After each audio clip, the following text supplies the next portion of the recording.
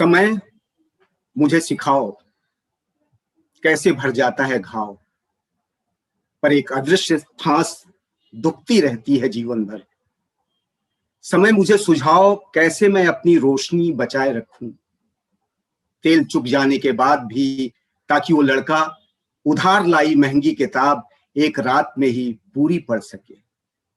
समय मुझे सुनाओ वो कहानी जब व्यर्थ पड़ चुके हों शब्द, अस्वीकार किया जा चुका हो सच, और बाकी न बची हो जूझने की शक्ति, तब भी किसी ने छेड़ा ना हो, छोड़ा ना हो प्रेम, तजी ना हो आसक्ति, झुठलाया ना हो अपना मोह। समय सुनाओ उसकी गाथा जो अंत तक बिना झुके, बिना गिड़गिड़ाए, बिना लड़खड़ाए, बिना थके और बिना हारे, बिना संगी साथी, बिना अपनी यातना के, सबके लिए गाए हुए अपने अंत की ओर चला गया। कोई भूला बिसरा पुराना गीत तुम्हें याद हो समय तो सुनाओ, गाओ, ताकि ये समय, ये अंधेरा, ये भारी असह्य समय कटे। नमस्कार, भारतीय नाट्य अकादमी के कार्यक्रम रंगनाद में आप सभी का स्वागत है। आज के हमारे अतिथि हैं श्री सूर्य मोहन कुलश्रेष्ठ जी, जिन्हें लोग आदर और प्यार से बाबा कहते हैं। सूर्य मोहन जी 1975 में भारतीय नाट्य अकादमी के पहले बैच के स्टूडेंट रहे। लखनऊ के रंगमंच में निरंतर सक्रिय रहे। फिर इन्होंने मेघदूत नाम की संस्था बनाई, जिसमें इनके द्वारा डायरेक्ट किया हुआ किंग एडिपस नाटक से एक धूम मची, एक ख्याति मिली। 1985 में इनके निर्देशित नाटक रामलीला ने इन्हें प्रदेश से निकालकर पूरे देश भर में प्रसिद्ध किया। रामलीला के प्रदर्शन ने देश भर के तमाम नाट्य समारोहों में हिस्सेदारी की। सूर्यमोहन जी भारतीय नाट्य अकादमी के निदेशक के पद पर भी सुशोभित रहे हैं। अब तक 100 से भी अधिक नाटकों का इन्होंने निर्देशन किया है। Lucknow university, Bharatiya Natya academy, national school of drama, ऐसे तमाम इंस्टीट्यूट और यूनिवर्सिटीज में ये विजिटिंग फैकल्टी में है। 2014 में इन्हें राष्ट्रपति के हाथों संगीत नाटक अकादमी का पुरस्कार भी प्राप्त हुआ है। सूर्यमोहन जी का बहुत बड़ा अनुभव है रंगमंच में, जिनके लिए मैं सिर्फ इतना ही कहूंगा कि न जाने कौन दुआओं में याद रखता है, न जाने कौन दुआओं में याद रखता है। मैं डूबता हूं तो दरिया उछाल देता है। रंगमंच के दरिया ने जिसे हमेशा एक नई उछाल दी है, तो मैं रंगनाथ के इस मंच पर सूर्यमोहन जी का अभिनंदन करता हूं, स्वागत करता हूं। नमस्कार सूर्यमोहन जी। नमस्कार। नमस्कार विभांशु, और जो लोग भी इस कार्यक्रम को सुन रहे हैं उन सभी को बहुत बहुत नमस्कार। और सबसे पहले तो जितनी सुंदर कविता के साथ तुमने इस कार्यक्रम की शुरुआत की है, ये बहुत ही अच्छा लगा सुन के। इस कार्यक्रम का स्तर उससे पता चलता है तुम किस तरह से लोगों से बातचीत कर रहे हो। बातचीत में जो शुरू में एक बात है, 1975 में बीएनए की स्थापना हुई थी और पहला बैच 1976 में शुरू हुआ था। अच्छा। हाँ, तो 76 में मैंने बीएनए में एडमिशन लिया था। और मेघदूत संस्था जो थी वो सन 74 से चल रही थी। रंजीत कपूर और हरिमोहन सैमसन, इन लोगों ने मिलकर उसकी स्थापना की थी। मैं भी उसमें था, और मैं पहले बीएनए जाने से पहले मेघदूत में ही काम करता था। और मेघदूत बीएनए कंप्लीट करने के बाद फिर भी आके वापस आके अपनी पुरानी संस्था मेघदूत में ही मैंने नाटक को कंटिन्यू किया था।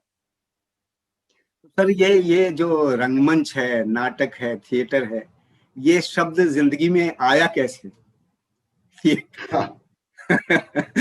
क्योंकि ऐसे प्रदेश से हैं जहाँ की मतलब नाटक, नौटंकी और क्या क्या, तो ये जीवन में कैसे ये शब्द आया कैसे?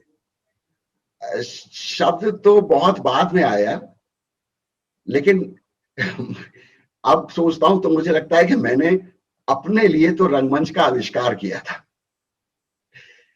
क्योंकि बचपन में हमारे यहाँ जिस तरह की लखनऊ में जो जन्माष्टमी पे झांकियों की परंपरा है, तो बचपन में हम लोग जो है वो कृष्ण राधा बन के अपने छोटा सा घर, उसके घर के बाहर वाला कमरा जो गली में खुलता था, उसमें उस कमरे में हम लोग सच के कृष्ण राधा, दुशासन और दुर्योधन और ये सब अलग अलग जो इसके महाभारत के चरित्र या कृष्ण कथा के जो चरित्र है, उन चरित्रों को लेके हम लोग खड़े होते थे और स्टैटिक रूप से, और बस पर्दा तो कुछ होता नहीं था, दरवाजा होता था, छोटा सा दरवाजा बाहर के कमरे का, वो बोल श्री कृष्ण भगवान की जय के साथ वो दरवाजा खोल दिया जाता था। जब बाहर लोग इकट्ठा हो जाते थे 5-7 मिनट वो भीड़ हम लोगों को देखती थी, फिर वो भीड़ आगे बढ़ जाती थी और उसके बाद फिर बंद कर देते थे, फिर दोबारा भीड़ इकट्ठा हो जाती थी, फिर दरवाजा खुलता था। तो अब हम लोग झांकी बने खड़े रहते थे। अब सोचते हैं तो ये लगता है कि शायद वो ही मेरे रंगमंच की शुरुआत थी। और उसके बाद ऐसा लगा कि मुझे लगा कि हम लोग खड़े खड़े जो खड़े रहते हैं बड़ी बोरियत होती है। अगर हम लोग कुछ चले फिरे भी और कुछ बोले भी तो शायद ज्यादा अच्छा रहेगा। तो उस समय छठे क्लास में मैं था, तो एक कविता चलती थी नरोत्तम दास की, शीश पगा ना जगा तन पर। तो उस कविता को लेके हमने भाई बहनों ने मिलके उसको एनेक्ट किया। ये नहीं मालूम था जो हम कर रहे हैं इसको नाटक कहते हैं, थिएटर है, रंगमंच नाम की कोई चीज होती है, नहीं पता था। हम लोगों ने उसी को अपने उसी कमरे में बाहर एनेक्ट किया। तो अब सोचते हैं तो लगता है कि जब कभी कोई नाटक देखा नहीं था, नाटक नाम की कोई चीज होती है सुना नहीं था, तो उस वक्त में अगर ये दिमाग में आया तो इसका मतलब शायद हर मनुष्य के अंदर ये चीज होती है कि हम कुछ एनेक्ट करें। तो शायद वही एक स्वाभाविक प्रक्रिया थी अंदर की जो जिसने वो कराया। और उसके बाद दूसरी स्टेज तब आई कि हमारे भाई साहब, हमारे घर में ट्रांजिस्टर भी नहीं हुआ करता था, तो एक पॉकेट ट्रांजिस्टर लेके आए थे नेपाल से। तो वो पॉकेट ट्रांजिस्टर हम लोगों ने जब जब सुना तो सब परिवार उसके इर्द गिर्द बैठ जाता था। और उसमें हवा महल का जो कार्यक्रम था वो बहुत ही हम लोगों को रोचक लगता था। तो सुन सुन के हवा महल की कहानियां हम लोगों ने उसी बाहर के कमरे में हवा महल की कहानियां आपस में हम भाई बहनों ने और मोहल्ले के कुछ और 2-4 लोग थे, हम लोगों ने उसको करना शुरू कर दिया उसी बाहर के कमरे में। और फिर वो हमारा प्रयोग इतना ज्यादा पॉपुलर हुआ कि मोहल्ले में किसी भी बच्चे के यहाँ बर्थडे है या कुछ फंक्शन है तो हम लोगों से कहा जाता है हमारे आंगन में आके कर दो। तो हम लोग एक तरीके से वो टीम किसी के भी आंगन में जाके, मोहल्ले में ही किसी के भी आंगन में जाके, और वहां आंगन में माँ की साड़ियों का पर्दा वर्दा बना के घर में जो प्रॉपर्टी सामान उपलब्ध होता है उसी सामान से हम लोग वो हवा महल की कहानियां करते रहते। और इसी तरीके से उसके बाद फिर रामलीला, सबसे पहला मंचन जिसको कहेंगे, उस वक्त तो ये भी नहीं मालूम था कि ये नाटक है, ये तो लगता था रामलीला है। तो कुमाऊं परिषद की रामलीला होती थी यहाँ पर, उसको बहुत शौक से हम देखते थे। बहरहाल वो बचपन बीत गया। जब हम बीएससी में पहुंच गए तो लगा ये तो बच्चों का खेल था, बड़े लोग भी नाटक करते हैं मुझे पता ही नहीं था। रविंद्रालय जैसा ऑडिटोरियम जिसमें हमने तुमने सभी लोगों ने परफॉर्म किया होगा, वो ऑडिटोरियम जब स्टेशन के सामने पड़ता है और जब वहां से निकलते थे तो उसका जो ग्लास पैनल था, उसके ऊपर जो उधर जो वो थी कटिंग्स, कार्विंग्स थी उसकी तस्वीरों की, तो उसको देख के मतलब एक लगता था ये कोई बहुत बड़े लोगों की चीज है, अंदर घुसने की हिम्मत नहीं होती थी कि ये हम मतलब कुछ कुछ खास चीज है, बस इतना पता था, लेकिन अंदर घुसने की हिम्मत नहीं होती थी। तो बीएससी में आ गए, बीएससी करने लगे। उसके बाद बीएससी करने के बाद फिर एमएससी कर रहे थे। जियोलॉजी विषय था मेरा। तो उस वक्त मेरा एक दोस्त सिद्धार्थ पकासी अचानक एक दिन मिला, तो बोला हम लोग नाटक करना शुरू किया है। हमको लगा इतना लूमड़ हो गया, इतना बड़ा हो गया, अभी तक नाटक ही करता है। तो कहने लगा आओ तुम आया करो। तो हमने कहा अच्छा ठीक है आएंगे। तब हम गए। उस वक्त रंजीत कपूर जो थे, मेघदूत संस्था बन रही थी और उसमें रंजीत कपूर रसगंधर्व नाटक कर रहे थे। तो वहां गए रिहर्सल में, ये 1974 की बात है। तो वहां रिहर्सल में जो है वो बहुत अच्छा लगा। और फिर धीरे धीरे जो उससे जोड़ते चले गए, उसकी गहराई जो है, नाटक कुछ बहुत गहरी चीजें बाद में समझ में आया कि ये ऐसे खाली केवल खेल मात्र नहीं है, केवल मनोरंजन नहीं है, ये कुछ बहुत गहरी कला विधा है। ये समझ में जैसे जैसे आना शुरू हुआ तो और जानने की इच्छा हुई। और इत्तेफाक से उसी समय भारतीय नाट्य अकेडमी की स्थापना हो गई 1976-75 में भी लखनऊ में। और पहला बैच राज बिसारिया जी उसके डायरेक्टर थे, फाउंडर डायरेक्टर हैं, हम सब को मालूम है। तो उस वक्त पहला बैच शुरू हुआ तो मैंने वहां उसमें एडमिशन लिया। और वहां से फिर जो दृष्टि खुली है कि दृष्टि ये नहीं खुली कि बहुत कुछ सीख लिया, दृष्टि ये खुली कि बहुत कुछ है जानने को, बहुत कुछ सीखने को। अब तो अब मतलब ये तो जिसको समझते थे हम तो बहुत बड़े रंगकर्मी हैं, जब बस थोड़ा सा साल भर का कोर्स करेंगे और मास्टर हो जाएंगे, बस साल भर में ये समझ में आया कि अभी बूंद बराबर भी ज्ञान नहीं है। और तब उस मेरा हमेशा ये मानना है कि जो इंस्टीट्यूट है वो आपका नजरिया बढ़ा देता है, उसको एक विस्तार, बहुत बड़ा विस्तार दे देता है। और उस विस्तार के बाद तब इंस्टीट्यूट खत्म होने के बाद असली प्रशिक्षण शुरू होता है। वहां से जब आप अपनी खोज शुरू करते हैं, अपनी तलाश शुरू करते हैं, अपना काम करने का एक शैली विकसित करते हैं, वहां से काम शुरू होता है। तो बस उसके बाद से फिर बड़ी सुंदर बात आप कह रहे हैं, क्योंकि आपकी बुनियाद में देखा जाए तो पारंपरिक लोकनाट्य झांकी से शुरुआत की आपने, रामलीला रासलीला की बात आप करें तो विजन कहीं दिलो दिमाग में, मन मस्तिष्क में लोक परंपरा या लोकनाट्य से आपका परिचय एक तरह से हो चुका था। तो उसके बाद आप, है ना, तो बुनियाद में ही लोक परंपरा आ गई है एक तरह से, कि आप नरोत्तम दास की कविता का मतलब ऐसे अपने हिसाब से उसका मंचन करना, और इस तरह तो एक दृष्टि तो लोक परंपराओं ने आप में डाल ही दी थी। बाद में आपने उसका बहुत इंटरेस्टिंग बात तुमने कही। इस बात की तरफ मेरा कभी ध्यान ही नहीं गया था कि मैंने नरोत्तम दास की कविता का मंचन किया था, और मेरा पहला निर्देशन नाटक का, जो बीएनए में एज स्टूडेंट मैंने पहला नाटक निर्देशित किया था, वो मुक्तिबोध की कविता अंधेरे में थी। तो ये तो अभी तुम्हारी बात से हम ये लिंक कर पा रहे हैं। वो कहीं न्यूगत जो बातें हैं वो कहीं ना कहीं अपना स्थान तो लेती है ना। तो वही प्रारंभिक चरण वो था, तो आपने उसका ही वो एक निष्पादन जाके मुक्तिबोध तक पहुंचे आप। ये यात्रा ही है ना। तो अच्छा, एक और बात जो जिस ढंग से जो तुमने बात कही, उसमें एक और चीज हमको लगता है कि जैसे हम आज की तारीख में भी जब हम नाटक करते हैं तो हमारे नाटक में जो टैब्लो था जन्माष्टमी का, वो यानी कि एक पिक्चर इन फ्रेम, जो visual should speak, visual should say something, ये चीज शायद वहां वो प्रभाव अभी भी हम जब नाटक करते हैं। और दूसरा जो हवा महल है, उसमें ऑडियो का क्या महत्व है, क्योंकि वहां विजुअल नहीं था, उस विजुअल नहीं था, तो वहां से ऑडियो का क्या महत्व है, स्पीच का क्या महत्व है, और कैसे इसको नाटक में लाया जाए। तो ये हर चीज, रामलीला, फिर उसके बाद मैं तो आज मॉडर्न मोहन राकेश करते वक्त भी मुझे लगता है कि मेरे रियलिस्टिक प्ले में भी रामलीला का प्रभाव कहीं ना कहीं आ जाता है। तो ये सारी चीजें वाकई में जब आपकी ग्रोथ होती है तो वो आपके सबकॉन्शियस में रची बसी है ना, कहीं दिलो दिमाग में वो रची बसी है। तो वो कहीं प्रस्फुटन तो होगा उसका कहीं ना कहीं। जैसे आप इस तरह से निकले और अचानक एक आदमी रंजीत कपूर जैसा जो प्रशिक्षित होके लखनऊ जैसे शहर में आया हुआ, तो उनके साथ की वो जो प्रक्रिया थी, उस अनुभव को थोड़ा साझा कीजिए। मैंने जिंदगी का पहला नाटक रंजीत कपूर के साथ किया था, मेघदूत में। बीएनए तो उसके बाद जाना हुआ, पहला ही नाटक था।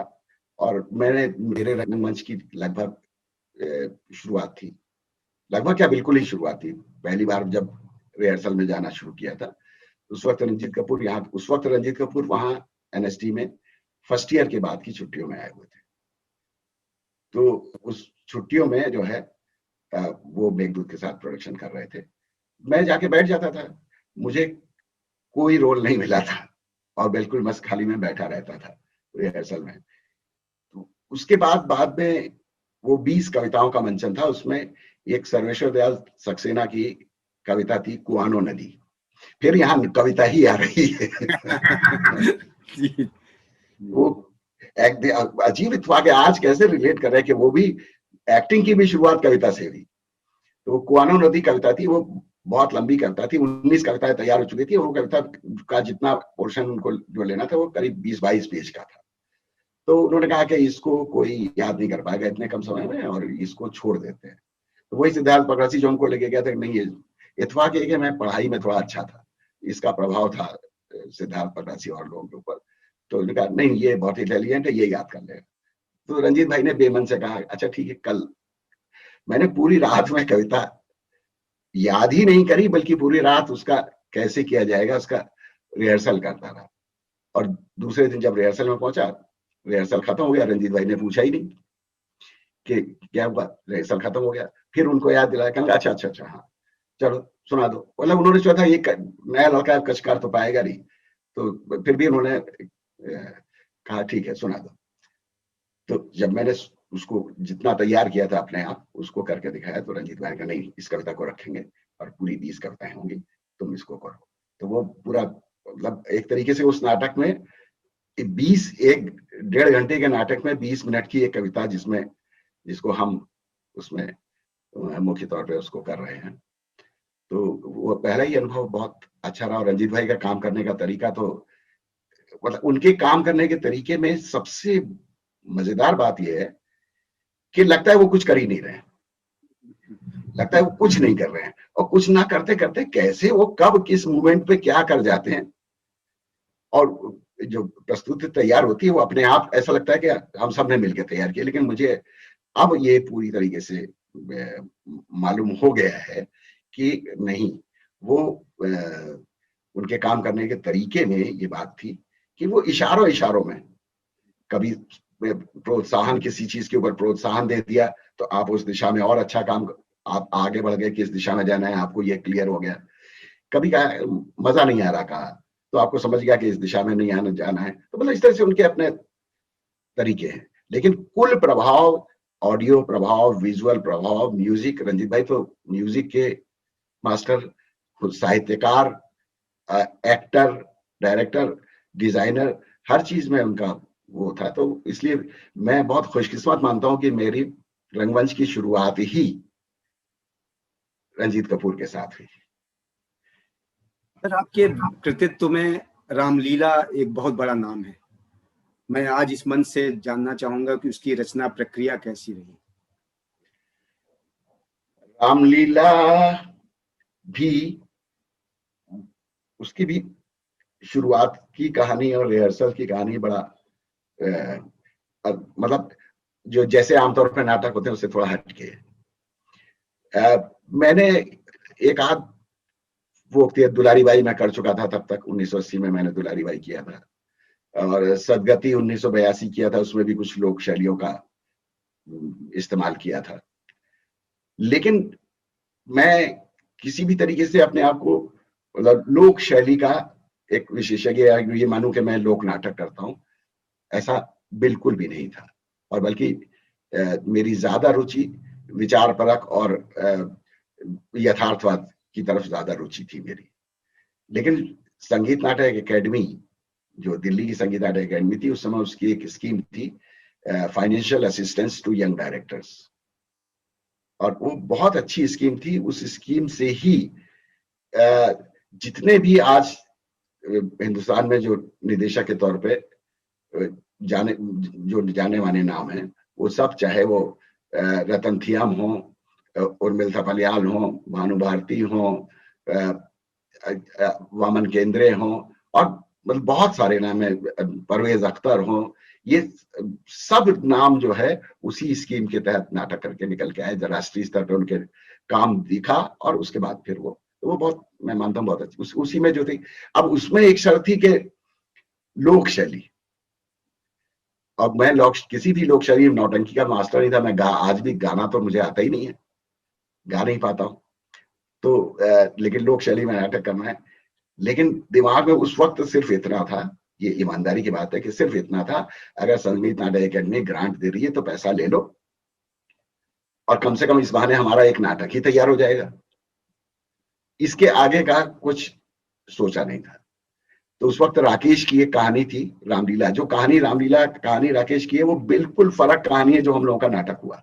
लेकिन वही कहानी, एक प्रोजेक्ट भेजना था ना, भेज दिया कि ये कहानी है, इसको हम लोग इम्प्रोवाइज करेंगे, ऐसे करेंगे ऐसे करेंगे, और वो प्रोजेक्ट अप्रूव हो गया, मुझे चुन लिया गया। जब चुन लिया गया वहां से फिर अब वो ये तो मतलब आधे मन से और आधे उससे और सिर्फ पैसे के लिए कुछ करना, ये तो हो ही नहीं सकता था। फिर जो खोज शुरू हुई तो फिर पंजाबी रामलीला, कुमाऊनी रामलीला, और जो पारसी रामलीला, इस तरह की सारी जितनी भी रामलीला के ग्रंथ थे उनको इकट्ठा किया गया। फिर ये सांप्रदायिकता के खिलाफ नाटक बना। ये इसमें राम कथा तो है, लेकिन ये राम कथा करने वालों की कहानी को माध्यम से इसमें बात की गई। रिहर्सल शुरू हो गया विदाउट एनी स्क्रिप्ट, कोई स्क्रिप्ट नहीं थी, रिहर्सल शुरू हो गया और रिहर्सल में ही पूरा इम्प्रोवाइज होता था। और एक करेक्टराइज के मतलब अच्छा इसमें एक करेक्टर ऐसा रखा जाए तो चलो जरा तुम करके दिखाओ, तो तुम उसमें से सारे करेक्टर्स भी जो हमारे पास उस वक्त एक्टर्स, अभी भी आजकल बहुत से लोग कहते हैं कि ये रामलीला जो है ये प्रोडक्शन स्क्रिप्ट है, क्योंकि उस वक्त उसके जो सारे करेक्टर्स थे जो हमारे पास एक्टर्स उपलब्ध थे उन्हीं के मार्फत चूंकि इम्प्रोवाइज किया जा रहा था, तो इसलिए वो करेक्टर्स ही उनके जैसे बनते चले गए, उन एक्टर्स के जैसे करेक्टर्स बनते चले गए। राकेश उसको लिख रहे थे, जब पूरा इम्प्रोवाइज हो जाता था फिर उसके बाद राकेश के साथ मीटिंग होती थी कि ये सीन ऐसा है, ये करेक्टर ऐसा है, ये सिचुएशन इसको ऐसा है, इस सिचुएशन में हम ये ग्राफ चाहते हैं, ये चाहते हैं, सारी बात होने के बाद फिर राकेश उसको लिखते थे। तो इस तरह रिहर्सल प्रोसेस में ही म्यूजिक कौन करेगा, आपस में ही करेंगे, कोई म्यूजिक डायरेक्टर नाम की चीज हमारे पास आतमजीत सिंह थे, रवि नागर ने उसमें सूत्रधार का रोल किया, लेकिन रवि नागर ने उसका म्यूजिक नहीं किया, आतमजीत सिंह ने उसका म्यूजिक नहीं किया है। ये लोग एक्टर्स और सिंगर्स के तौर पे शामिल थे और था कि मिलजुल के करेंगे। तो कोई धुन किसी ने तैयार करी, कोई धुन किसी ने तैयार करी, अलग अलग लोगों ने अलग अलग गीतों की धुनें उसमें तैयार करी और पूरा नाटक इम्प्रोवाइजेशन से हुआ। और दूसरी एक चीज थी कि ये तो मैंने शुरू से मेरा ध्यान इसकी तरफ था, जो कि आज पुख्ता तौर पे हो गया है कि मैं एक आज जो अपने थिएटर को कहता हूं कि मैं मिनिमल थिएटर करता हूं, जिसमें एक्टर के अलावा बाकी चीजों का कम से कम इस्तेमाल हो, सेट का, कॉस्ट्यूम्स का, प्रॉपर्टीज का, इवन लाइट्स का कम से कम इस्तेमाल हो। तो उस रामलीला में भी ये था कि एक्टर के मार्फत ही जो जन्माष्टमी की झांकी थी, यानी टैब्लोस, कॉम्पोजिशंस, साउंड पैटर्न्स, इनके मार्फत पूरा अभिनय किया जाएगा। कितना रियलिस्टिक होगा, कितना शैलीबद्ध होगा, रामलीलाओं से कुछ रामलीला के सीन थे, कुछ जो उन जो रामलीला करने वाले लोग हैं उन लोगों के जिंदगी के सीन्स थे, उनके आपस के कॉन्फ्लिक्ट्स थे, उनके आपस के रिश्ते थे, एस्पिरेशंस थी, उन चीजों को लेकर कुछ सीन्स थे और कुछ सीन्स रामलीला के थे। तो अब दोनों की शैली कैसे अचानक रामलीला आ जाए और अचानक ही आ जाए, तो इसलिए मुझे लगा कि ये भी हूबहू रियलिस्टिक एक्टिंग नहीं कराई जा सकती इसमें। तो फिर मैंने एक ऐसा रास्ता निकाला कि जैसे कि जिसमें कि वो रियलिस्टिक भी ना हो, एक तरीके से कह सकते हैं कि बाद में जब समझ में आया तो शायद मुझे लगा कि जैसे कि वो जो हमारे यहाँ नाट्य शास्त्र का जो सिद्धांत है उसको उस वक्त नहीं, नाट्य शास्त्र उतना मैंने उस वक्त नहीं पढ़ा था, सिर्फ बीएनए में जितना पढ़ाया गया था थोड़ा बहुत पढ़ा था, ज्यादा उसका ज्ञान नहीं था, लेकिन प्रभाव उसका भी है। तो उसकी जो जो जिंदगी के सीन्स थे वो एक तरीके से नाट्यशास्त्र और रियलिज्म से प्रभावित थे, दोनों से। और रामलीला के सीन्स अलग अलग समय पर मुझे ऐसा लगा, ये उस वक्त के दिमाग की उपस्थिति के लगता था कि जो एक गरीबी का ग्लैमर भी कह सकते हैं उसको अब मैं उसको उतना सही नहीं मानता, लेकिन उस वक्त जो सोच था वो ये सोच ये था कि कम साधनों में ज्यादा क्रिएटिव काम होता है, और जब उसमें पैसा इन्वॉल्व हो जाता है और बड़े लोग उसमें शामिल हो जाते हैं तो, और खासतौर से जिसको कहना चाहिए कि जब एक कल्चर जो है, जब तक वो कल्चर रहता है और जब वो कल्चर जो है वो रिलीजन की शक्ल लेने लगता है तो उसमें विकृतियां आ जाती हैं। तो उसमें रामलीला, जब ये लोग नाले के किनारे रहने वाले लोग जो रामलीला करते हैं उनका एक्टिंग स्टाइल और उनके वो मैं ये रखना चाहता था कि वो ज्यादा आर्टिस्टिक हो। और जब वो रामलीला जो है, जब उसको सेठ जी उसको प्रश्रय देते हैं और कहते हैं हमारे यहाँ आके रिहर्सल करो, वो तो कहानी अलग है कि जो हिंदू और मुस्लिम दोनों सेठों का इरादा उस जमीन को कब्जा करने का था जिसपे रामलीला होती थी। तो वो क्या देते हैं, वहां से इश्यूज पैदा होने लगते हैं उसमें कि अब विकृतियां आने लगती हैं कि मतलब अगर मतलब वहां कथा गायक जो थे वो बड़े मियाँ थे, बड़े मियाँ रामलीला के मुख्य सूत्रधार हुआ करते थे, लेकिन यहाँ आकर अब रामलीला जब धर्म की तरफ जाने लगती है तो बड़े मियाँ को तो निकाल दिया जाता है। अब पंडित जी कथा वाचन करेंगे चाहे वो जितना भी बेसुरे क्यों ना हो, तो इस तरह से कैसे यहाँ वहां की रामलीला और यहाँ की रामलीला के स्टाइल में, तो पूरे नाटक में रामलीला के भी दो स्टाइल, तो इस तरह से और भी बहुत सारी चीजें थी। तैयार हो गया, और जब तैयार हो गया, आधा तैयार हुआ, और पहली बार हम लोग जो थे वो चंडीगढ़ में इसका शो होना था। पहला ही शो चंडीगढ़ में होना था। चंडीगढ़ में जोनल फेस्टिवल था संगीत नाटक अकेडमी का, तो वहाँ जोनल फेस्टिवल था, तो वहां हम लोग गए। तो वहां हमारा नाटक बाद में था। पहले एक पहले बहुत अच्छी चीज और भी थी उस फेस्टिवल में, या और भी फेस्टिवल्स में, कि जितनी पार्टिसिपेटिंग टीम्स थी उनको पूरे फेस्टिवल भर रोक के रखा जाता था कि वो लोग एक दूसरे के नाटक देखें, सेमिनार्स में पार्टिसिपेट करें, और एक दूसरे से शाम को खाने के टाइम लंच में एक दूसरे से इंटरेक्ट भी करें। अब वो परंपरा खत्म हो गई है। अब फेस्टिवल है, या हम अपना नाटक प्रस्तुत करने का कोई फर्क ही नहीं महसूस होता। जाइए अपना नाटक करिए, दूसरे दिन वापस आ जाइए, आपको बाकी फेस्टिवल से कोई लेना देना नहीं होता, चाहे वो भारंगम हो चाहे कोई भी हो। अब ऐसा हो गया है। हमको लगता है कि वो ज्यादा अच्छा था, कि बहुत मुश्किल से तो ऐसा मौका आता है कि आर्टिस्ट मिले। तो बहरहाल वहां भी हम लोगों का था, तो हम लोगों ने रात में से हम लोग वहां रिहर्सल करते थे। उस वक्त वहां फ्रिट्ज बेनिविट्स आए हुए थे, और नेमी जी थे, फ्रिट्ज बेनिविट्स थे, कौशल जी थे, ये सब लोग थे।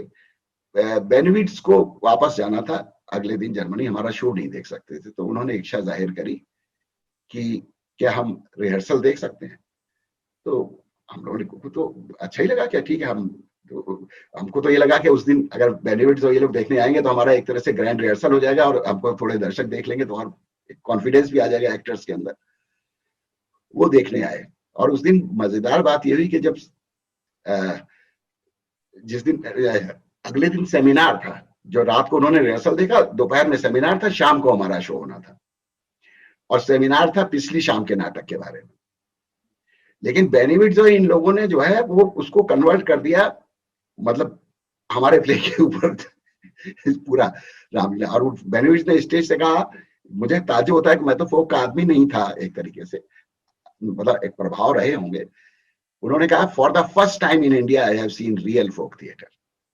ये बेनिफिट्स का उसमें कमेंट था।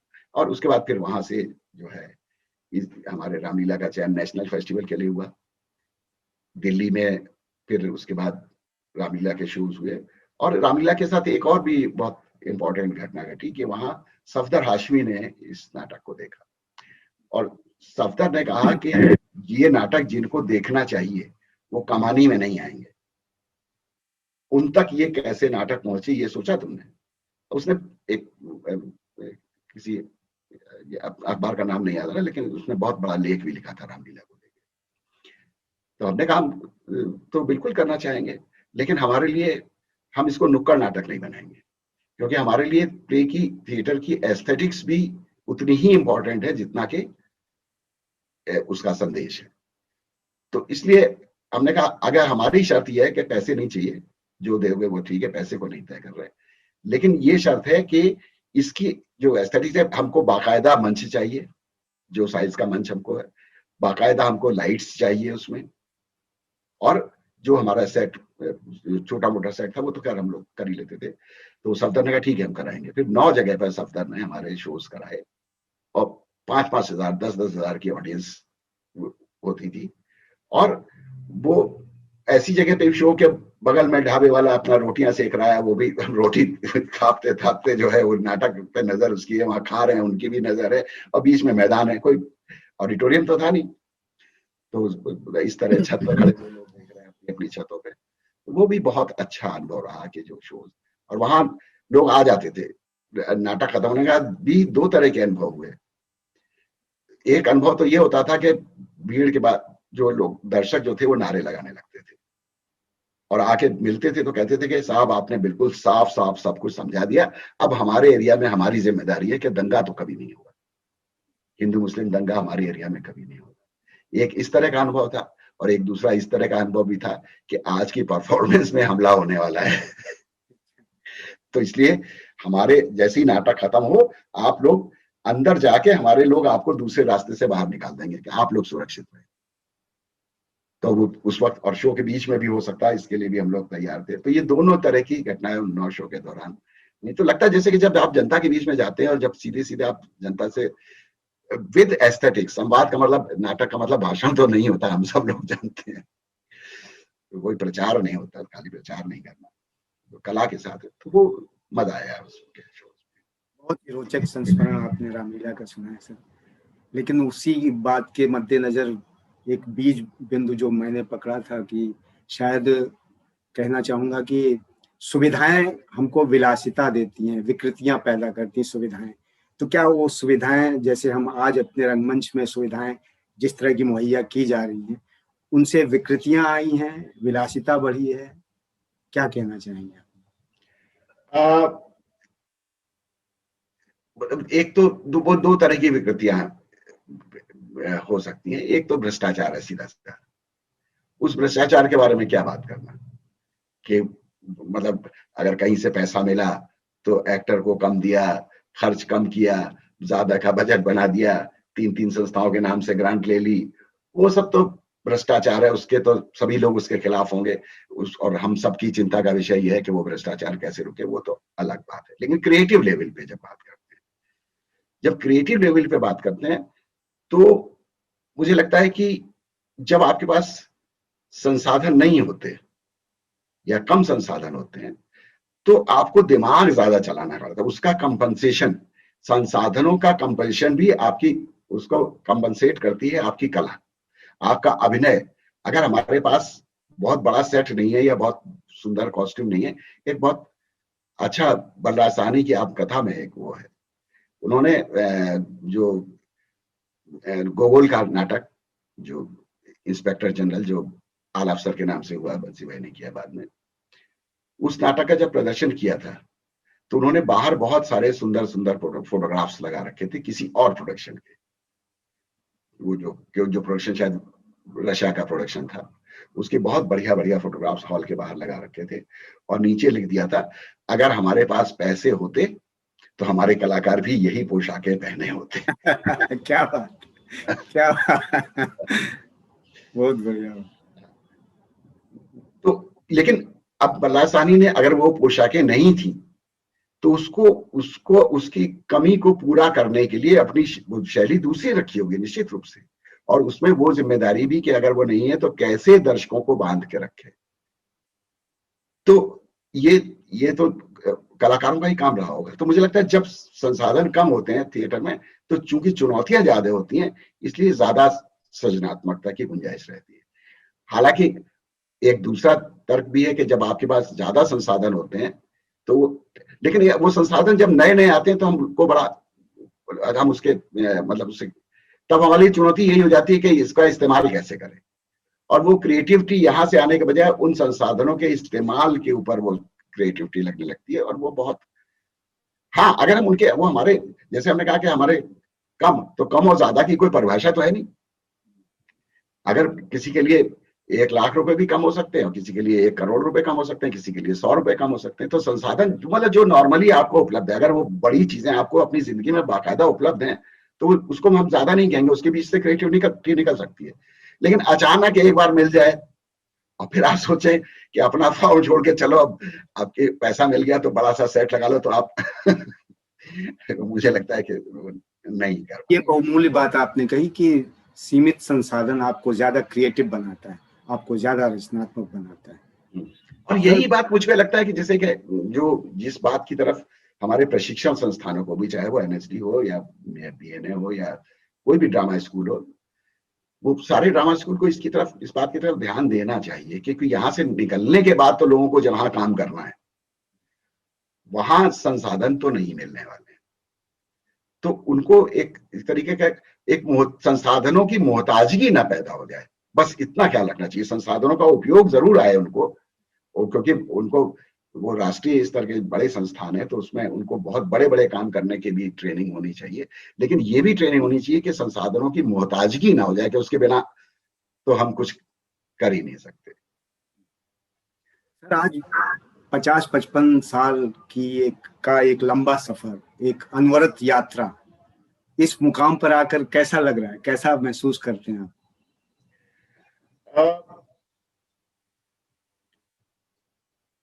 दो तरह की, कभी कभी निराशा होती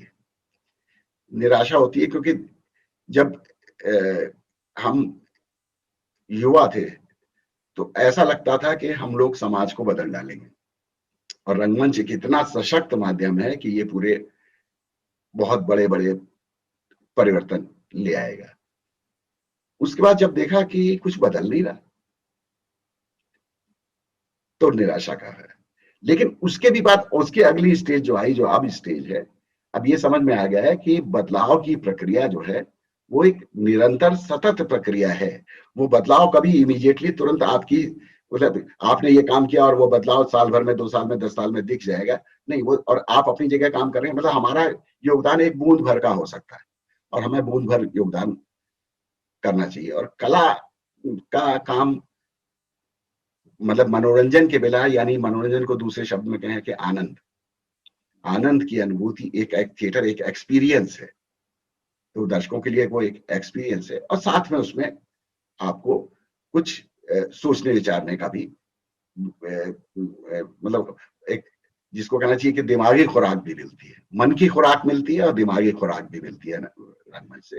तो वो इस सब मिला के परिवर्तन होता है। हमारे देखते देखते कोई चमत्कार नहीं होगा, और हमारी इतनी ही भूमिका हो सकती है, इतना किया, इसका आप संतोष लगता है कि नहीं, हम जो लोग जो कर सकते थे वो हमने किया, और बाकी जो बचा रह गया है वो अब हमारे बाद वाले लोग कर रहे हैं और आगे आने वाली पीढ़ी करेगी। तो वो एक ये प्रक्रिया है, ये निरंतर चलती रहेगी। कहीं कोई संतोष है मतलब? हाँ, संतोष, बिल्कुल बिल्कुल बिल्कुल संतोष ये है।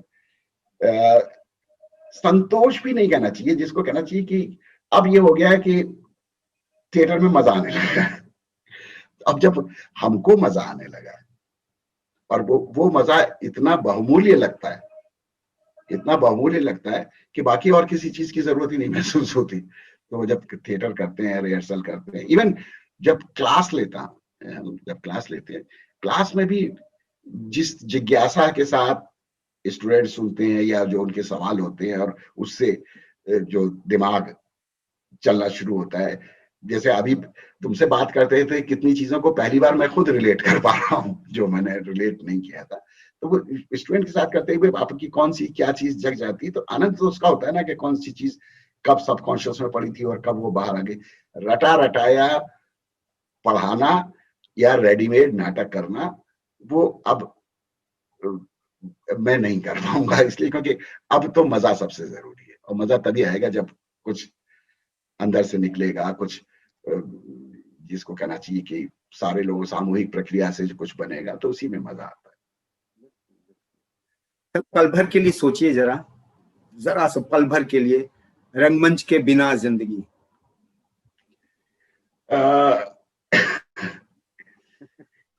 हो सकता है, नहीं वाकई में ये कभी कभी एक डर भी बैठ रहा है मन में, क्योंकि एक जो लंबा गैप हो गया, तो ऐसा लग रहा है, कहीं ऐसा तो लग रहा है कि कहीं ऐसा तो नहीं है कि हम छटपटा तो रहे हैं, लेकिन जब हम रंगकर्म में जाएं तो एक डर लग रहा है कि क्या हम रंगकर्म के करने लायक ही ना बचे हो। ये एक डर दोबारा से पैदा हुआ है कि पता नहीं अब जब अगला नाटक होगा तो उसमें मेरी जो एक सृजनशीलता है या जो मेरी सोच है, वो किस तरीके से लोगों के साथ इंटरेक्ट करते हुए जो हमारी प्रक्रिया है एक्टर्स के साथ काम करने की, वो प्रक्रिया कैसे दोबारा हो पाएगी। मैं इसको सकारात्मक ढंग से देख रहा हूँ कि ये डर ये जो भय है, ये आपने शायद अतिरिक्त ऊर्जा पैदा करेगी।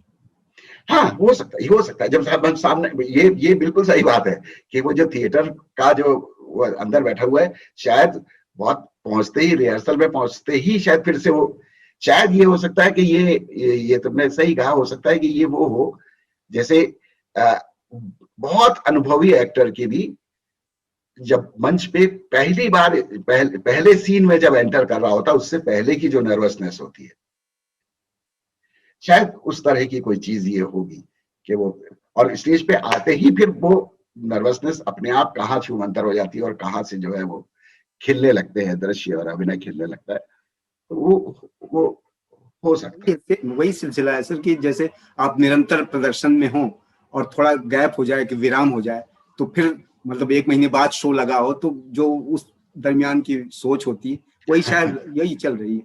हाँ, लेकिन रंगमंच के बिना जीवन जो है, ये तो अब संभव लगता नहीं है। मतलब अगर बिल्कुल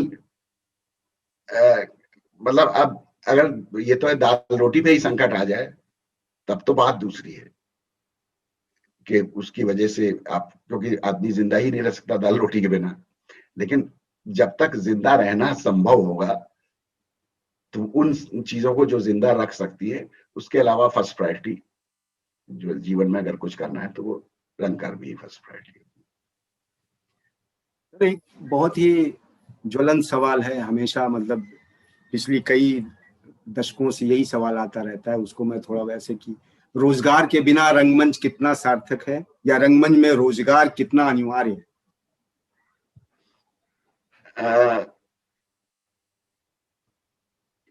हमारा जो स्कूल थिएटर का जो स्कूल है, जो हमारी जिस तरह की ग्रोथ हुई है थिएटर में,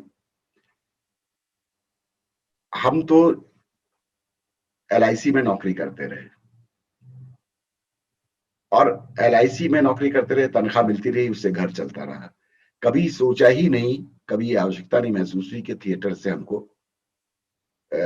हमारा रोजगार है थिएटर। और उस वक्त जितने भी लोग थे जो लखनऊ में जो थिएटर करते, और शहरों में भी जो लोग थिएटर कर रहे थे, चाहे वो अनिल रस्तोगी हों, उर्मिल थपलियाल हों, राज बिसारिया हों, PD वर्मा हों, राजा अवस्थी हों, आतमजीत सिंह हों, जितने भी जो लोग ज्यादातर थे, मृदुला भारद्वाज हों, ये सब लोग कहीं ना कहीं नौकरियां करते थे और थिएटर इनके लिए पैशन था। तो पैशन की वजह से ये सब लोग थिएटर करते थे। अपना टाइम, अपना कन्वेंस, अपना खर्च करना, अपने रंगमंच के लिए कोई ग्रांट्स नहीं थी, संसाधन जुटाना। हम लोग जो है वो एक टिकट बेचने के लिए तपती धूप में निकलते थे। 2-2 और 3-3 रुपए और 5 रुपए का टिकट होता था और 2 घंटे साइकिल चला के जाने के बाद लौट के आते थे, अपनी रिपोर्ट देते थे, मैंने 3 टिकट बेचे। मतलब 1 घंटे धूप में, तपती धूप में भागने के बाद लौट के आके अपना अचीवमेंट महसूस होता था कि आज मैंने 3 टिकट बेच दी। तो उस तरह से जो है लोग एक पैशन से थिएटर कर रहे थे। लेकिन उसी के साथ साथ हमारे यहाँ प्रोफेशनल थिएटर की भी शुरुआत हुई। देखिए, जब वो जो पीरियड था उसमें हम सब जितने लोग करने वाले थे, प्रोफेशनल कौन था? सिर्फ डायरेक्टर। यानी रंजीत कपूर अगर दिल्ली से आ रहे हैं, भानु भारती आ रहे हैं, बंसी कौल आ रहे हैं, M.K. रैना आ रहे हैं, तो ये लोग प्रोफेशनल थे जिनको पैसा दिया जाता था और पैसा कलेक्ट हम लोग करते थे या अपने पास से कंट्रीब्यूट करते थे सारे लोग, और उनको पैसा दिया जाता था। तो इसलिए वो काम बहुत अच्छे ढंग से चल रहा था कि एक प्रोफेशनल है टीम में, वो ट्रेनिंग भी हमको दे रहा है, हमको सिखा भी रहा है और क्रिएटिव काम, उसके माध्यम से हमारी क्रिएटिव ग्रोथ भी हो रही है, उसको प्रोफेशनल मिल रहा है और हमारा पैशन पूरा हो रहा है। तो ये इस तरीके से जो है वो था, सभी लोगों का उस वक्त का यही था। फिर लखनऊ में तो खासतौर से BNA खुलने के बाद, प्रोफेशनल ट्रेनिंग के बाद, हमारे साथ ट्रेजेडी ये हुई कि ना तो हम इसको प्रोफेशन बना पाए और एमेटर थिएटर को, जो कि उस वक्त की जान था, जो जिसको गोल्डन पीरियड कहते हैं थिएटर का, 70-80 का युग, जो मतलब 80s तक चलने वाला, 70s से 80s तक का पीरियड, सभी लोग मानते हैं कि वो यहाँ के थिएटर का गोल्डन पीरियड था। तो उस वक्त वो थिएटर भी सफर करना चला गया, वो थिएटर भी जो है वो डूबने लगा और प्रोफेशनल थिएटर कहीं स्थापित नहीं हो पाया। तो इससे मुझे लगता है कि जो रंगमंच में जो एक, जिसको कहना चाहिए आर्टिस्टिक, उसमें जो गिरावट आई है, उसका कारण यही है कि ना तो ये प्रोफेशनल पूरी तरीके से बन पाया और एमेटर्स को थोड़ा हीन भावना से देखा गया। तो अगर एमेटर्स को पूरे सम्मान से देखा जाता, कंटिन्यू किया गया होता, और खाली प्रोफेशनल होना सब कुछ नहीं होता, ये होता, तो शायद बेहतर स्थिति हो सकती है। और मेरा ये मानना है कि जैसे कि थिएटर, आप कितनी भी बहस कर लीजिए, थिएटर प्रोफेशनल हिंदी बेल्ट में तो कम से कम नहीं है, और जहां है भी वहां पर क्या वो लोग सिर्फ थिएटर करते हैं? सिर्फ थिएटर तो नहीं करते, थिएटर के अलावा फिल्म करते हैं। तो क्या उनका वो जो प्रोफेशनल, क्या उनका रोजी रोटी थिएटर है? वहां भी रोजी रोटी थिएटर नहीं है, वहां फिल्म है। तो अगर नौकरी रोजी रोटी हो जाए तो उसमें क्या दिक्कत है? और क्योंकि मेरा ये मानना ही नहीं बल्कि कैलकुलेशन के साथ मानना है कि थिएटर जो है फिल्म से ज्यादा महंगी विधा है। पर ऑडियंस कॉस्ट ऑफ थिएटर को आप कैलकुलेट करिए और पर audience cost of film calculate करिए, तो फिल्म की कॉस्ट बहुत कम निकलेगी पर ऑडियंस। क्योंकि यहाँ क्या है, एक बार में हम कितनी ऑडियंस को दिखा देंगे? अगर ऑडिटोरियम में कर रहे हैं तो 400-500, और अगर हमारा हिट शो हो जाए, रोज हमारे शोज होने लगे, तो लेकिन उतने लोगों को उतने दिन तक लगातार काम करना पड़ेगा ना। अगर 2 महीने में हम 2 महीने तक लगातार उनको अपने आप को यहाँ पर ही व्यस्त रखना पड़ेगा। फिल्म के एक्टर ने तो एक्टिंग करी, उसका 10 बरस तक फिल्म चलती है। यहाँ तो जितने दिन एक्टर एक्टिंग करेगा उतने दिन चलेगा, तो उसकी कॉस्ट बहुत ज्यादा है। तो इसलिए इसको उसमें उतनी कमाई संभव ही नहीं है कि वो जो फिल्म की कमाई है उसका पैरेलल हो पाए। दाल रोटी चलाने भर की हो जाएगी तो उसकी दाल, अगर जिसको अच्छी जिंदगी जीनी है वो क्या दाल रोटी के लिए थिएटर में रुकेगा? वो तो और बेहतर जिंदगी के लिए फिल्म में जाएगा। तो फिल्म और थिएटर का कंपैरिजन ही हमारे ख्याल से बिल्कुल गलत कंपैरिजन है। वो थिएटर, फिल्म जो है वो एक इंडस्ट्री है, तो वो इंडस्ट्री के रूल्स से चलती है, वहां मास प्रोडक्शन है। यहाँ मास प्रोडक्शन नहीं है। ये तो इसकी तुलना आप करना चाहे तो आप हैंडीक्राफ्ट से कर सकते हैं कि आदमी अपने आप लगातार कर, तो हैंडीक्राफ्ट से कर सकते हैं। अब हैंडीक्राफ्ट की बात देखिए, पहले हम सब लोगों को हैंडीक्राफ्ट ही उपलब्ध था, मशीनें कहाँ थी। और अब हैंडीक्राफ्ट बहुत महंगा हो गया है। अब सिर्फ हैंडीक्राफ्ट जो, मतलब आप यहाँ लखनऊ में गंगोत्री में चले जाएं या दिल्ली में भी इस तरह के शॉप्स में चले जाएं, उसमें हैंडीक्राफ्ट खरीदना चाहें तो आपको लगेगा सिर्फ बड़े आदमी ही हैंडीक्राफ्ट खरीद सकते हैं। तो मुझे लगता है कि चूंकि थिएटर की पर ऑडियंस कॉस्ट बहुत ज्यादा है, एंटीक हो गई ना वो, उसकी तो वैल्यू बढ़ कहीं गई। ऐसा ना हो कि ये कॉमन मैन की विधा के बजाय सिर्फ बड़े, अगर इसको प्रोफेशनल और कॉमर्शियल बनाने की कोशिश की जाए और टिकटेड थिएटर और इतना टिकट होना चाहिए, ऑडियंस को टिकट दे के आने की आदत डालनी चाहिए, ये सब इंडस्ट्री की परिभाषा है, ये इंडस्ट्री के पैमाने हैं। और वो पैमाने अगर हमने यहाँ पे लागू किए तो हो सकता है कि आम आदमी के लिए वो थिएटर रह ही ना जाए, सिर्फ खास आदमी के लिए, जैसे हैंडीक्राफ्ट खास आदमी के लिए हो गया। जैसे बचपन में हम कॉटन का पजामा पहनते थे, हम सब जो है कॉटन का पजामा और ये पहनते थे। हम लोग गरीब थे और कॉटन पहनते थे। फिर टेरलिन आया तो टेरलिन सिर्फ बड़े लोगों ने पहना। अब आज की तारीख में कॉटन सिर्फ बड़े लोगों तक सीमित है, जिसके पास पैसा है वो कॉटन पहनेगा, वरना टेरिकॉट टेरिन पहनो। तो वही कहीं थिएटर के साथ ना हो जाए कि थिएटर भी को हम इंडस्ट्री बनाने के चक्कर में, और इसके तो ये कितनी महंगी विधा है, तो इसका टिकट भी बहुत महंगा होना चाहिए। तो उतना महंगा टिकट रख के, हम लखनऊ का ही उदाहरण होते हैं, यहाँ रेपटवा थिएटर फेस्टिवल होता है जिसमें के ज्यादातर बॉम्बे की टीम्स आती है। हमारे जो रंगकर्मी लोग हैं, मतलब 500 और 1000 रुपए के टिकट होते हैं। अगर 1000 रुपए का टिकट लेके हमारे बहुत सारे रंगकर्मी लोग उन फेस्टिवल देखना चाहते हैं लेकिन नहीं जा पाते, कि 1000 रुपए का मतलब, और 5 दिन का या 7 दिन का फेस्टिवल है तो 7000 रुपए थिएटर के लिए निकालना, तो वो फिर वो जो डर हमारा है वो वहां पे दिखने लगता है कि नहीं, सिर्फ खाली जो अफोर्ड कर सकेंगे थिएटर, खाली उनके लिए हो जाएगा थिएटर। और मेरी तो इच्छा है कि ये हमेशा से आम आदमी की चीज रही है थिएटर।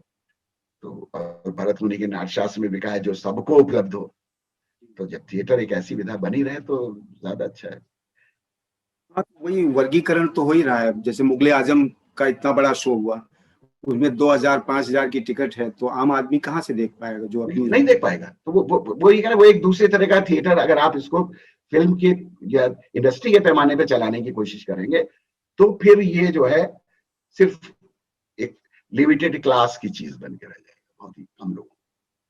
मतलब बात वही, जैसे हमारी परंपराएं हो गई हैं, अब पेट संभाले या परंपरा संभाले, तो एक विचित्रता तो है ना, आदमी को अपना पेट भी तो संभालना है। हाँ, तो नहीं तो मतलब ये तो है ना कि पेट संभालने का थिएटर से तो नहीं संभाल सकता, ये तो मान ले। उसके बाद भी और अगर फिल्म में कोई आदमी काम करता है, फिल्म में जाके काम करता है, तो इसमें बुराई क्या है? इसमें कोई बुराई नहीं है। और अगर उसके साथ थिएटर भी कर सकता है तो और अच्छी बात है, अगर करना चाहता है तो और अच्छी बात है।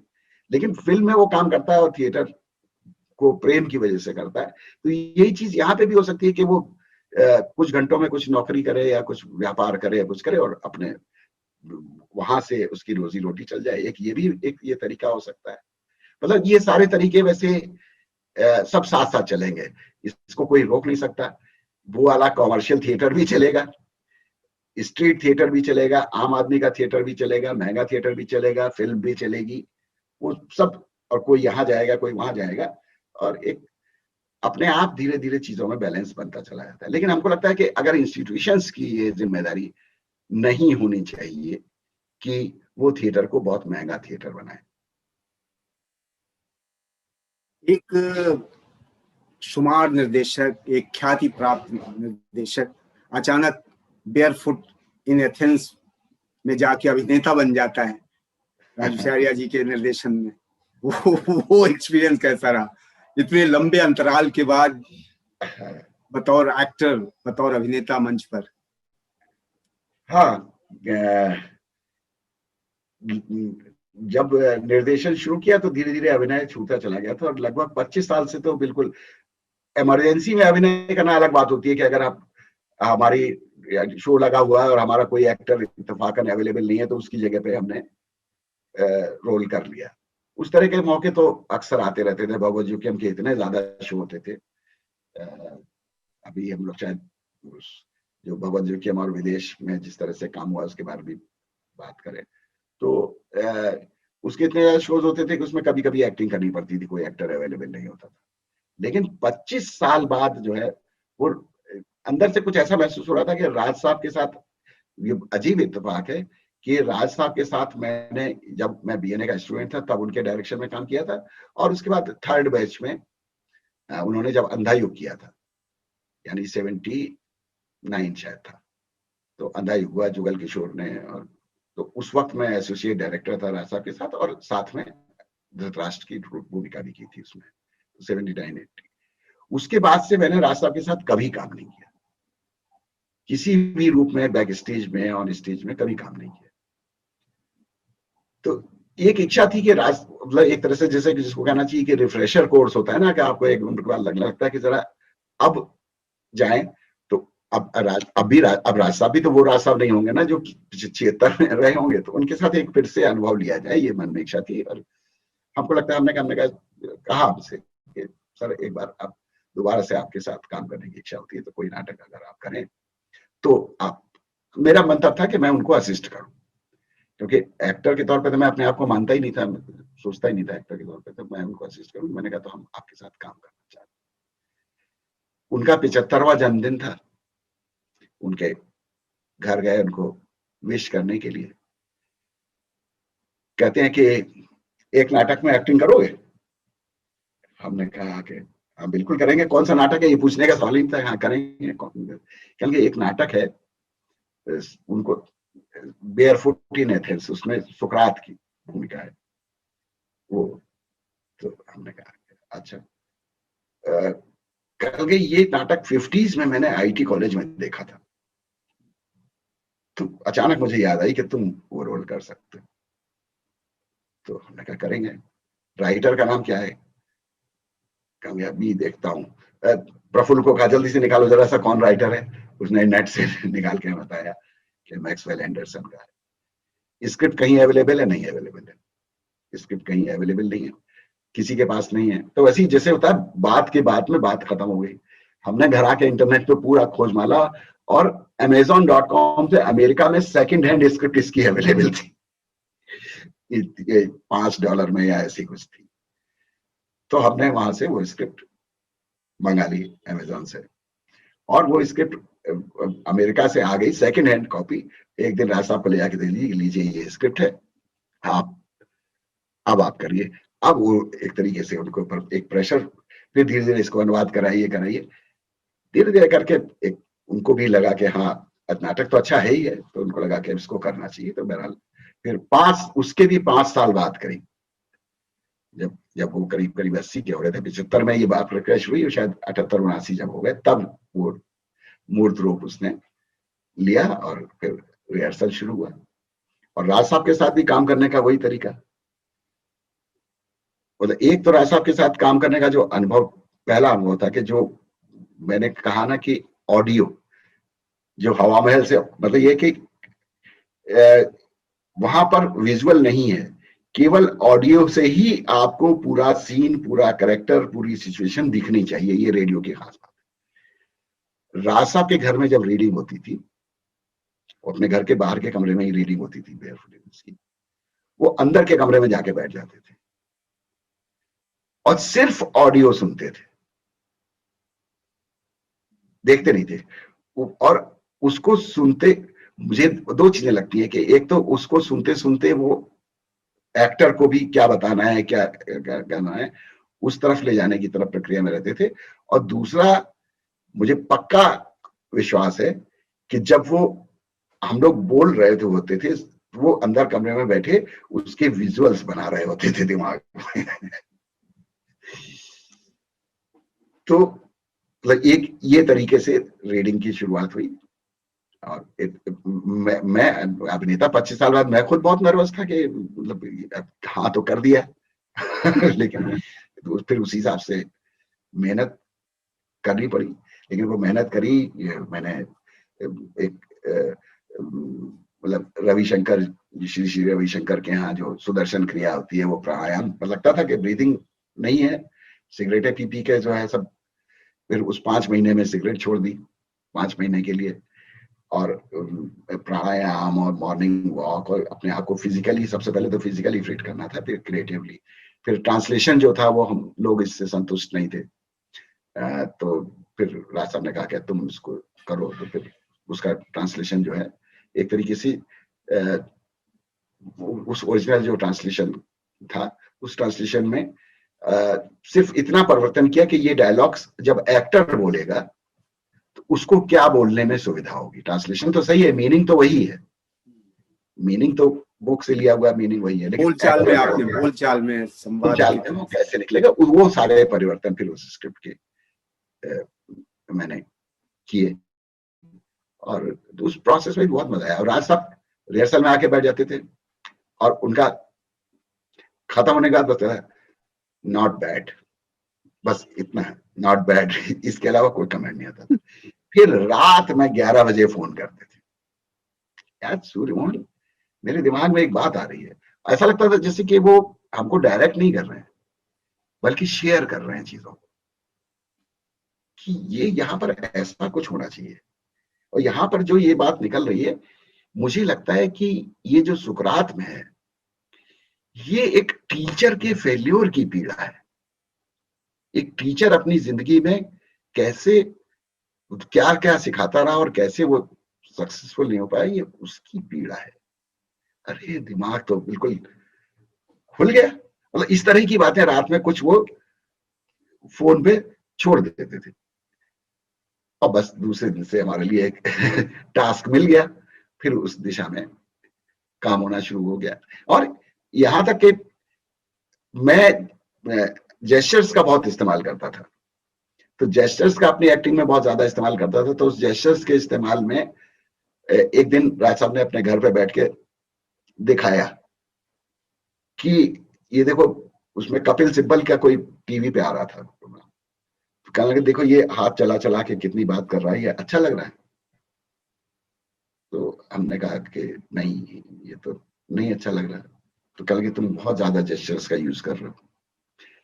तो हमने उनको कहा कि हमको मतलब जो उसके दिमाग में जो कुछ चल रहा है, ये अपनी ही बात को यूं काटता है, फिर अपनी ही सोच को नहीं नहीं ऐसा नहीं, ऐसा है, नहीं ऐसा नहीं, ऐसा है, जो दिमाग में उसके उमड़ घुमड़, जैसे अभी हम बात कर रहे हैं, ये उमड़ घुमड़, ये सारी चीजें हमारे सोक्रेटिस के उसमें इस तरह के जेस्चर्स, ये इस तरह के जेस्चर्स का इस्तेमाल। लेकिन बाद में राज साहब ने कहा नहीं, तुम जो कर रहे हो वही, वो ठीक है। मतलब खुद ही उन्होंने पहले वो बताया था, दिखाया था, लेकिन बाद में उन्होंने, ये एक जो बड़ा डायरेक्टर होता है उसकी ये खूबी होती है कि वो आपकी चीजों को भी एक्सेप्ट करता है, और आपको जो बताता है वो ऐसे बताता है जैसे कि आपके साथ शेयर कर रहा हो। और कब वो प्ले कंस्ट्रक्ट कर देता है, कब एक्टर को तैयार कर देता है, वो तो राज साहब के अंदर बहुत अद्भुत वो है। आप सर जैसे being a director, as a director, आपका कोई पर्टिकुलर विजन होता है, कोई आपका पर्टिकुलर फॉर्म है, या आप किसी पर्टिकुलर शैली के लिए काम करते हैं? क्योंकि अमूमन होता है कि हर आदमी अपनी पहचान बनाने के लिए मतलब किसी एक शैलीबद्ध में चला जाता है, कोई पारंपरिक लोक शैली में काम करता है, कोई रियलिस्टिक अप्रोच में काम करता है। तो आपका कोई पर्टिकुलर विजन है काम करने का एज ए डायरेक्टर? अब पहले कोशिश थी, पहले इस बात की कोशिश थी कि मेरा कोई, मतलब मैं भी कोई स्टेनिस्लावस्की बनूं, मैं भी कोई ब्रेख्त बनूं या किसी का फॉलोअर बनूं कि मैं रियलिस्टिक एक्टिंग हूँ, ब्रेख्तियन एक्टिंग हूँ, फोक हूँ, ये हूँ, इस तरह, क्योंकि इस तरह के नाम बड़े बड़े नाम थे। लेकिन बाद में धीरे धीरे करके जो मुझे लगा, क्या मैं जो जिंदगी जीता हूं, क्या वो किसी एक के विजन से जीता हूं क्या?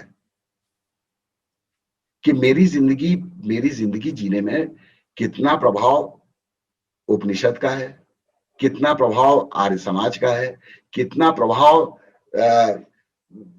मार्क्स का है, और कितना प्रभाव मेरे माता पिता का है, मेरी फैमिली का कितना प्रभाव है, मेरे दोस्तों का कितना प्रभाव है, मेरे टीचर्स का कितना प्रभाव है, वो सब मिला के ही तो मेरी की जिंदगी की अप्रोचेस बनी है। तो नेचुरल यही होगा कि जो कुछ भी मेरे पास आया है उसको अपने आप अपने ढंग से निकलने दो, मेरा अपना कोई ढंग उस पर थूप ना पाए। जो जैसी चीज लगता है कि ये सीन ऐसे होना चाहिए, तो अब ये ब्रेख्त का है कि स्टेनिस्लावस्की का है कि नौटंकी का है, मुझसे मतलब नहीं। मतलब मुझे लगता है ऐसे ज्यादा अच्छा होगा। हाँ, मिनिमल थिएटर जिसमें कि actor should be the most important unit of theatre, ये जरूर मेरा है कि मिनिमल थिएटर।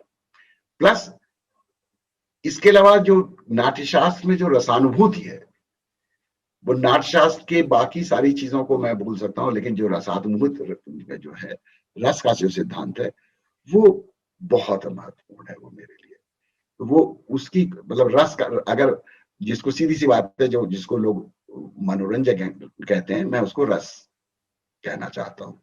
कि जो आपको दर्शक को बैठे बैठे जो अनुभव होता है, उससे जो रसानुभूति होती है, वो रसानुभूति तो इसलिए दर्शक मेरे नाटक में बहुत इंपॉर्टेंट है, क्योंकि जो कुछ भी हो रहा है वो दर्शक के लिए रसानुभूति जरूर पैदा करे, उसके लिए मन की और दिमागी खुराक जरूर बने। तो दर्शक, मैं तो डायरेक्ट करता हूं तो मैं बैठ के सिर्फ खाली दर्शक की तरह ही उसको देखता हूं, और मुझे जहां जहां लगता है कि यहाँ पर ऐसा होना चाहिए, यहाँ ऐसा होना चाहिए, वो मैं शेयर करता हूँ अपने एक्टर्स के साथ। लेकिन फॉर्म सब मिले हुए, सारे सारे, कोई फॉर्म मेरे नाटक में एक सीन हो सकता है कि एक सीन जो है वो नौटंकी शैली में हो सकता है कि एक, लेकिन हाँ, वो टुकड़ों टुकड़ों में बटा हुआ नहीं हो, उसमें एक हारमोनी भी होनी पड़ेगी। वो हारमोनी जब तक नहीं होगी तो तब तो फिर चोरी लगेगी ना, कि एक ब्रेक से उठा लिया, एक वहां से उठा लिया, एक वहां से उठा लिया।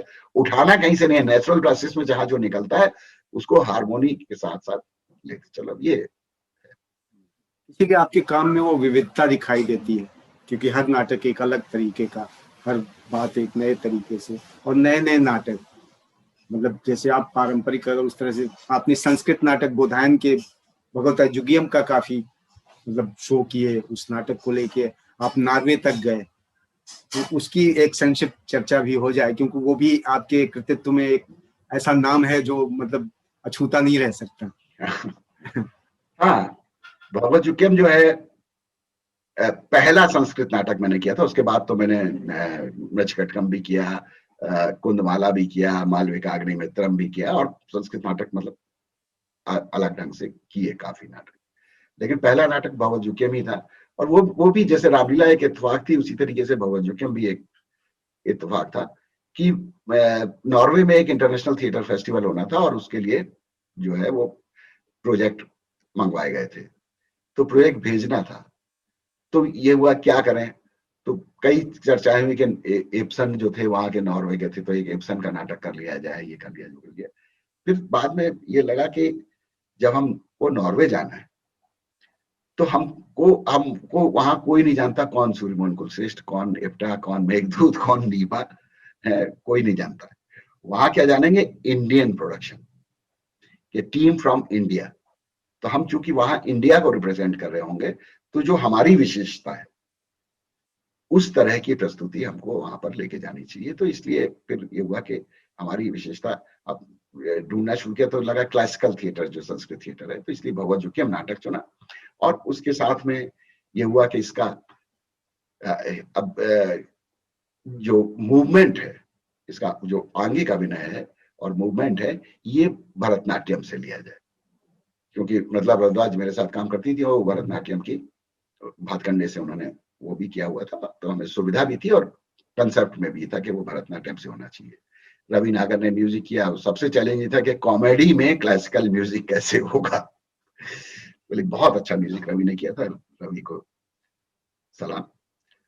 तो वो प्ले तैयार करने के बाद हम लोग नॉर्वे लेके गए।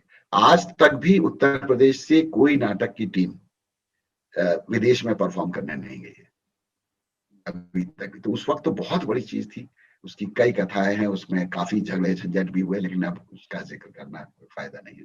बड़ी उपलब्धि रही है। हाँ, लेकिन नॉर्वे में जब इसका शो हुआ, पहले शो में हम लोग बहुत डरे हुए थे।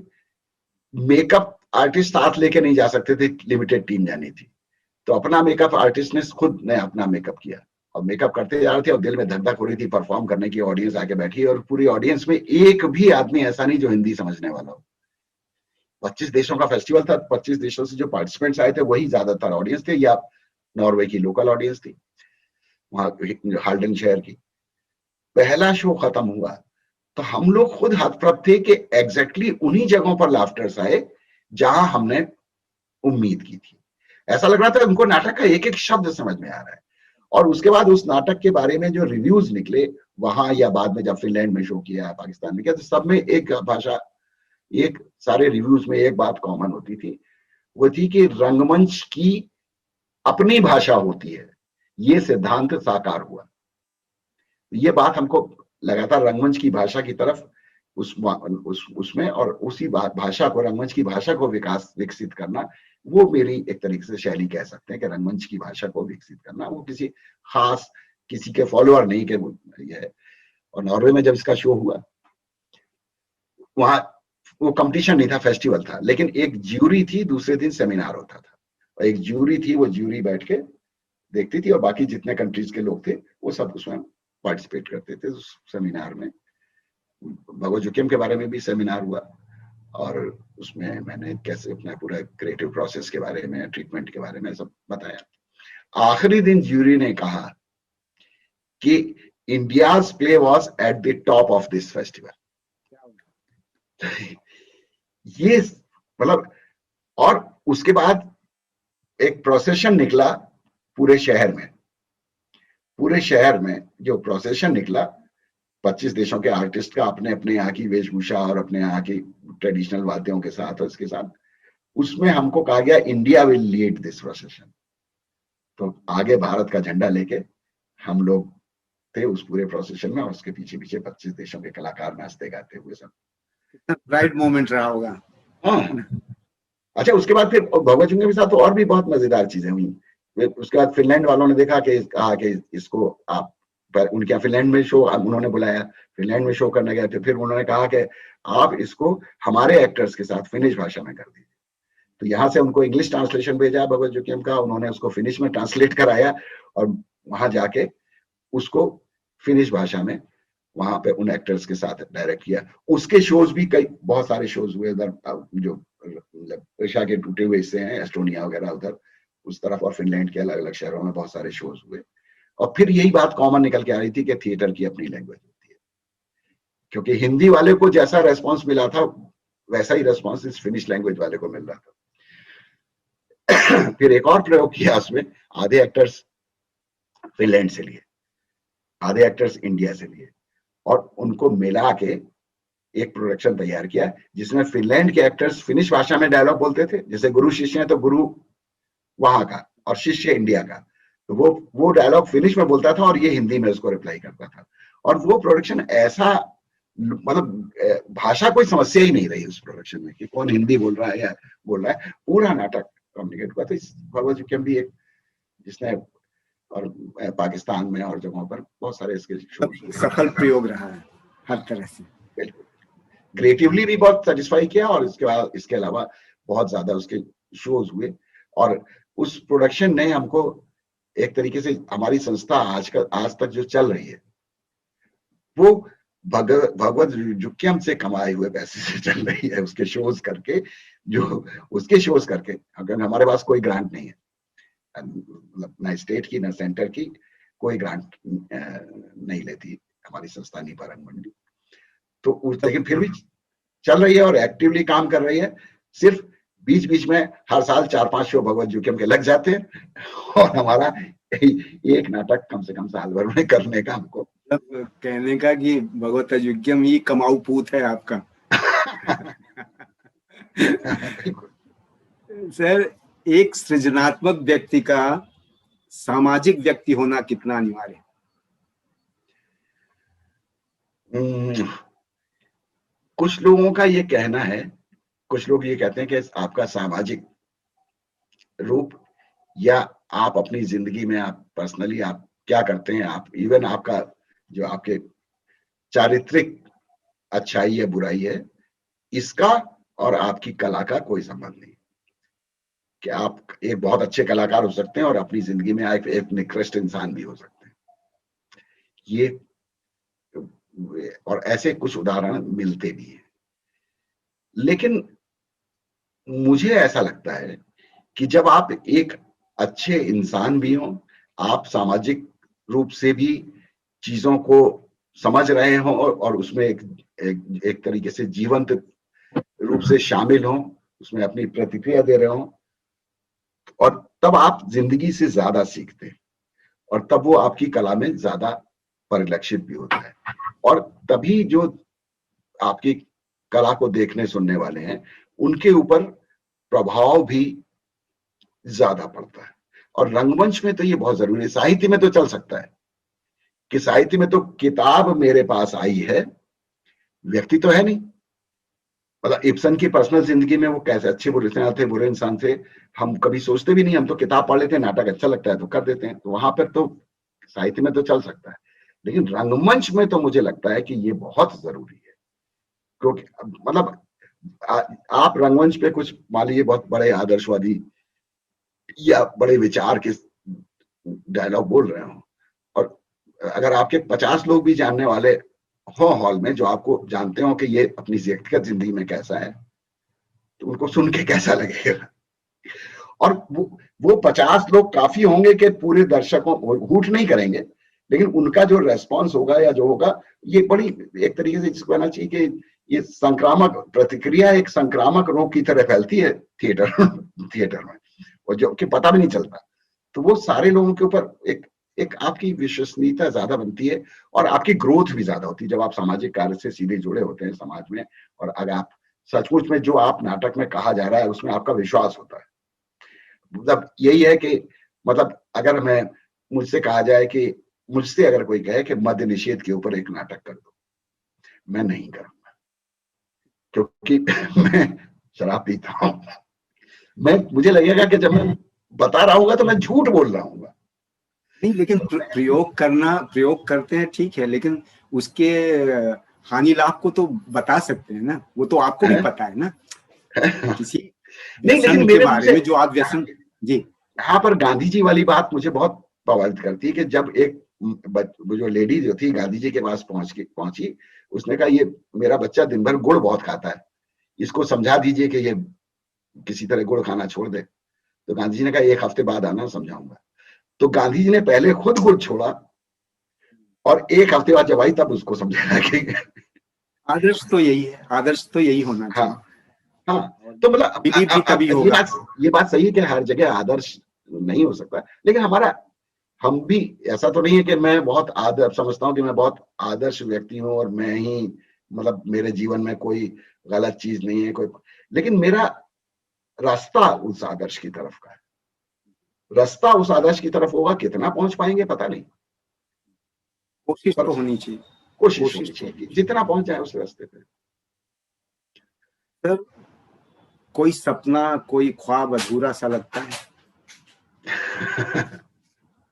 कुछ आंखों में अभी भी मचलता है तो, लेकिन लगता नहीं है कि पूरा होगा।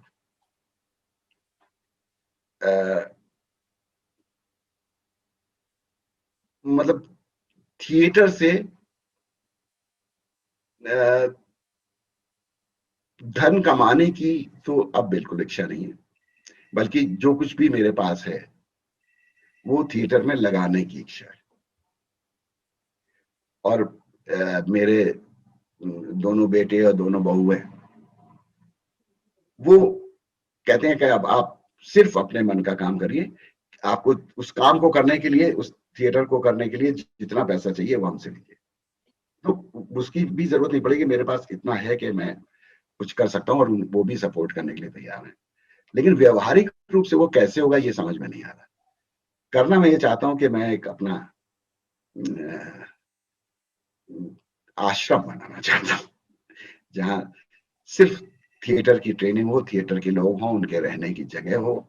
वो स्कूल होगा या रेपर्टरी होगी या दोनों का मिश्रण होगा, या दोनों, मुझे लगता है दोनों साथ साथ ही होंगे। वो स्कूल भी होगा, वो रेपर्टरी भी होगी, और उसमें वो लोगों के मतलब जैसे कि एक रंगकर्मी जो है वो वहां रहे भी, परिवार समेत वहां रहें, अगर यंगस्टर्स हैं तो अकेले या परिवार समेत वहां रहें, और उनका इंटरेक्शन आपस का, उनके जो है वो 24 घंटे का। तो एक ऐसा कि आपका ये सपना जरूर पूरा हो, क्योंकि तुम्हारे मुंह में घी शक्कर अगर पूरा हो जाए तो।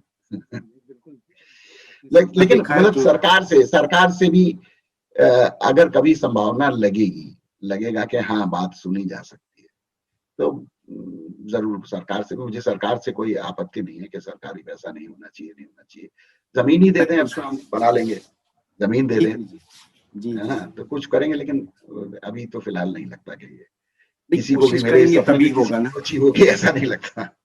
इस पे मैं कहूंगा कि तुम अपने ख्वाब बचा कर रखो कि कल दुनिया तुम्हारी आंख में झांके तो जिंदगी देखे। मैं तो बस यही ख्वाहिश रखना चाहता हूँ, क्योंकि आपका एक लंबा तजुर्बा है। अब एक दिन अगली बार होगा तो तुम्हारा इंटरव्यू हम करेंगे। बहुत ही मूल्यवान बातें की आपने, बहुत ही रोचक संस्मरण आपने सुनाए। समय कम है, मन तो कर रहा है कि और ऐसे अनवरत बातें हमारी चलती रहें, क्योंकि आपको उकेरना और आपके अंदर से निकालना ऐसी बहुमूल्य बातें, ऐसी सारगर्भित बातें जो लोगों के लिए बड़ी ज्ञानवर्धक और लाभदायक हैं।